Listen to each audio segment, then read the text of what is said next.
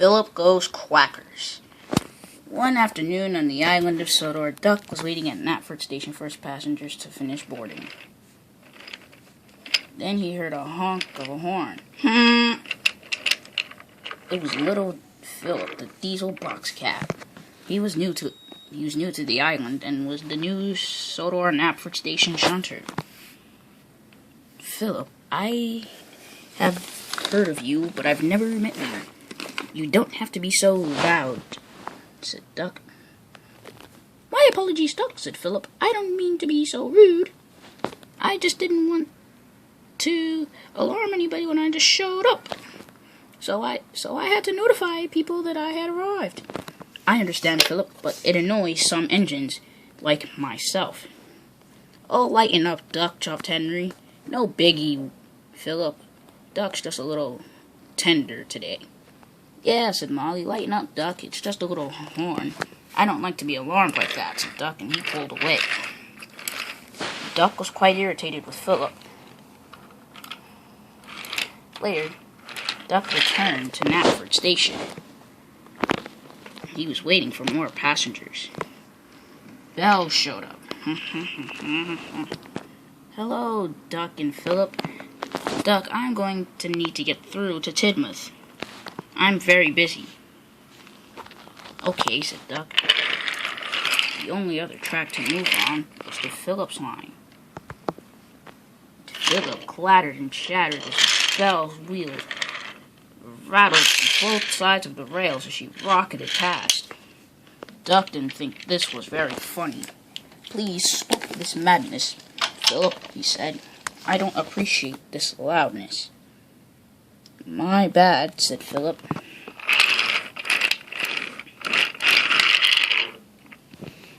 Minutes later, Duck shunted away with his passengers, and later puffed past Philip. Duck, wait! Can you take these cars to Brendan for me? I'm low on oil. No, thank you, Philip. Philip, tell Duck about the joke from earlier, said Henry. That joke was ever so funny, said Molly. I don't want to hear any jokes, said Duck, as he felt that Philip, Molly, and Henry were wasting his time. Duck arrived into Brendam Docks. He was very, very upset. What's wrong? Said Cranky. That little diesel box cab Philip has been wasting my time, said Duck. Duck returned to Knapford Station. Philip was still working very hard. He wanted to see how his so-called friend was doing. Duck, how are you doing? When you're in my way, I'm not doing very well at all, he said. Reet, lang, lang, lang. Percy and Toby arrived. They had just come from the washdown. They were sparkling clean. Their coupling rods were shining. And Duck was working very, very hard. Philip wanted to tell more jokes, but Duck had to intervene. Stop this now, Philip. Jokes are not really useful. Philip was quite hurt by this, but he didn't mind. He kept telling jokes as he shunted his trucks. I'll show that little diesel box cab not to be so silly, said Duck. But it wasn't Philip who needed showing how to be not so silly. It was Duck. Duck hadn't realized it. But if he had gone any further, the trucks in front of him would be biffed off the rails if he bumped them, and they'd pull Duck along with them. I'm going to shunt those trucks. But Duck saw that the trucks were already in Philip's way. Wonderful. When Philip goes racing down that hill, I'll show him not to be so silly. Philip came down the hill slowly, and he applied his brakes just at the platform whence he saw the freight cars on his path. Oh my, what are those freight cars doing here? I'll push them out of the way, said Duck, but he didn't realize it, but he was going too fast and he bumped the trucks and they pulled him up the line. Help!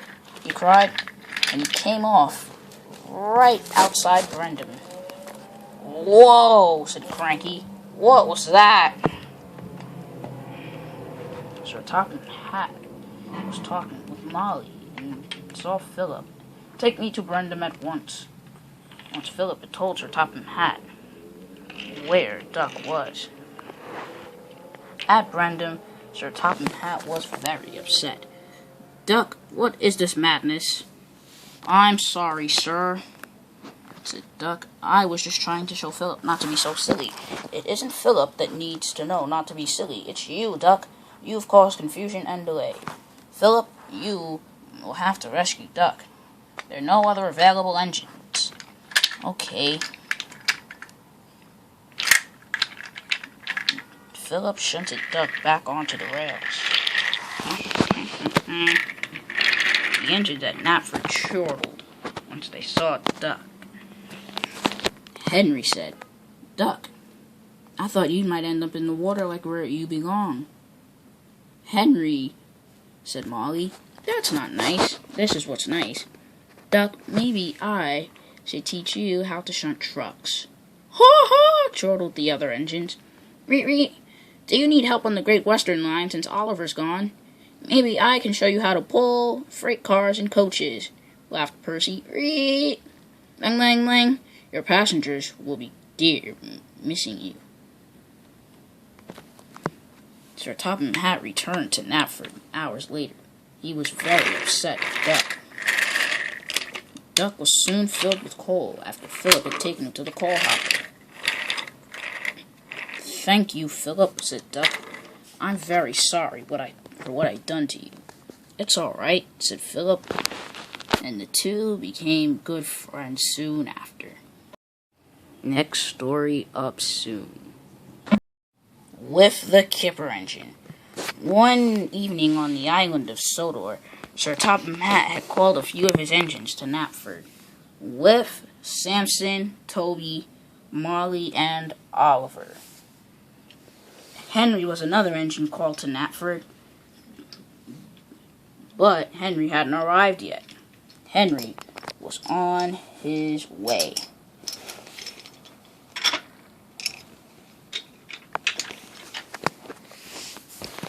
Just then,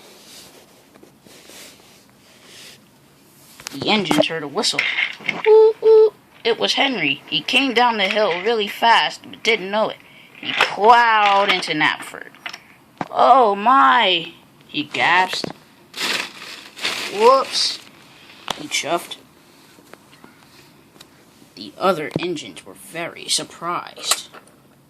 They were very worried for Henry. Sir Topham Hatt was very upset. "Henry," he said, "very disappointed in you. Why would you come down flying down the hill?" "I'm sorry, sir," said Henry. "I didn't realize it." "Whiff, you'll have to pull the Flying Kipper tonight," said Sir Topham Hatt. "Me, sir," said Whiff. "I've never pulled the Flying Kipper before." "You'll be okay. The Flying Kipper's easy. You just have to stop at every station. It's like a goods train, but really stinks. It smells like fish. And I need a strong engine like Whiff to take Henry to the steamworks." "Molly, you can do that, can't you?" "Of course, sir," she chuffed. Molly changed tracks. "Oh my," said Henry. He was worried about his trucks. Molly told Henry, and so did Sir Topham Hatt, that Whiff was going to take very care of them. "Whiff, you may go visit Henry in the steamworks if you need any help before the job." "No, sir," said Whiff. "I'll be just fine." "Are you sure about that?" said Sir Topham Hatt. "You've never done this job before." "I'll be just fine, sir." So Whiff continued out of Knapford. Hours later.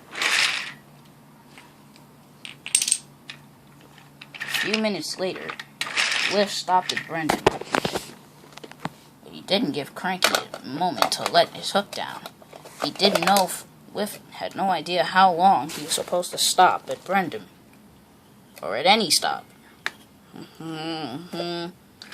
Whiff thundered away, but the trucks were pulling him back down the line.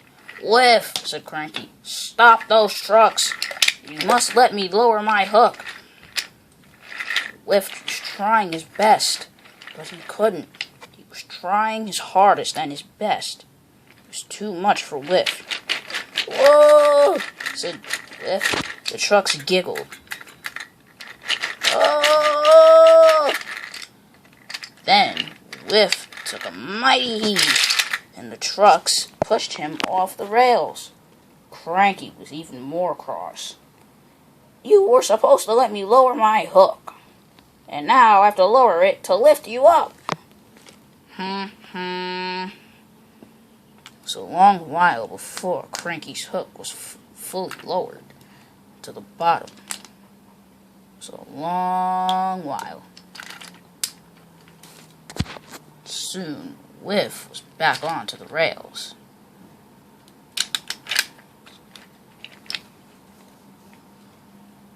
He felt like a very silly engine.